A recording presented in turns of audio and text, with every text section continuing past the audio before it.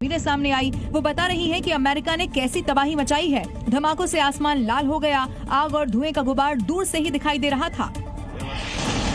Isfahan के हथियार depot को पूरी तरह नष्ट करने के लिए विशेष रूप से डिजाइन किए गए बंकर बस्टर बमों का इस्तेमाल किया गया। हमले से जुड़ी हुई तस्वीरें राष्ट्रपति डोनाल्ड ट्रंप ने अपने सोशल मीडिया अकाउंट से भी शेयर की। 24 घंटे पहले ट्रंप ने ईरान को धमकी भी दी कि अगर ईरान नहीं झुका तो जोरदार हमले किए जाएंगे।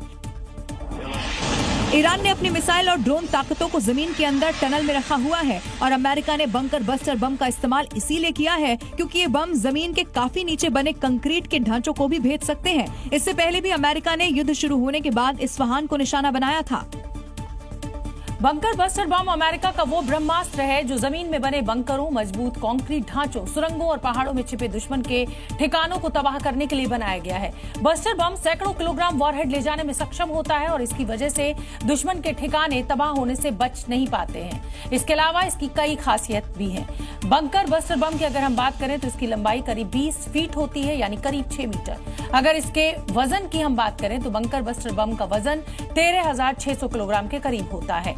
2000 से 2400 किलो वॉरहेड ले जाने की वजह से इसे अमेरिका का ब्रह्मास्त्र भी कहा जाता है। बम भारी वजन और मजबूत स्टील की नाक की वजह से गहराई तक घुसते हैं और 200 फीट तक मिट्टी के अंदर जाकर 18 मीटर तक मजबूत कंक्रीट के ढांचों को ये भेदने की क्षमता रखते हैं। जीपीएस और आईएनएस से लैस होने से बहुत सटीक लक्ष्य भेदने में मदद करता है। इतना भारी होने के कारण बंकर बस्टर बम को B-2 स्पिरिट स्टेल्थ बॉम्बर से गिराया जाता है।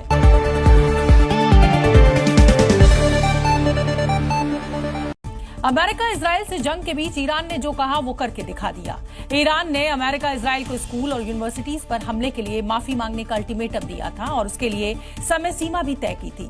माफी न मांगने पर अमेरिका की यूनिवर्सिटी और स्कूल को टारगेट करने की धमकी दी थी। जब अमेरिका की तरफ से ऐसा नहीं किया गया तो फिर ईरान ने जो कहा था वो करके दिखा दिया। यानी वक्त खत्म होते ही ईरान ने इराक में मौजूद अमेरिकी यूनिवर्सिटी को निशाना बना डाला। सुलेमानिया में मौजूद यूनिवर्सिटी में देर रात हुए हमले के बाद धुएं का गुबार निकलता हुआ नजर आया। वीडियो में देखिए, दूर से ली गई इन तस्वीरों में सिर्फ धुआं निकलता हुआ नजर आ रहा है। ईरान ने मिनाब में स्कूल और तेहरान में यूनिवर्सिटी पर हमले के लिए अमेरिका और इजराइल को जिम्मेदार ठहराया था और उसी के बाद दुश्मन देशों को माफी मांगने के लिए अल्टीमेटम दिया था। ईरान ने इराक के कुर्दिस्तान में सुबह ड्रोन से बारूदी प्रहार किया। एक के बाद एक कई ड्रोन हमले कैमरे में कैद हुए और धमाकों के बाद आग की लपटें निकलती हुई दिखाई भी दी हैं। हमला कर ईरान ने बता दिया है कि वो जो कहेगा करके भी दिखाएगा। मिडिल ईस्ट में जैसे जैसे जंग आगे बढ़ रही है, हमले और भी भीषण होते जा रहे हैं। अब अमेरिका ने ईरान को 2000 पाउंड यानी 900 किलो से ज्यादा के बम से दहला दिया है। सुपर पावर अमेरिका का यह हमला ईरान के इस्फहान पर हुआ, जो ईरान के लिए सबसे अहम जगहों में से एक है और यही परमाणु संवर्धन से जुड़े ठिकाने भी मौजूद हैं।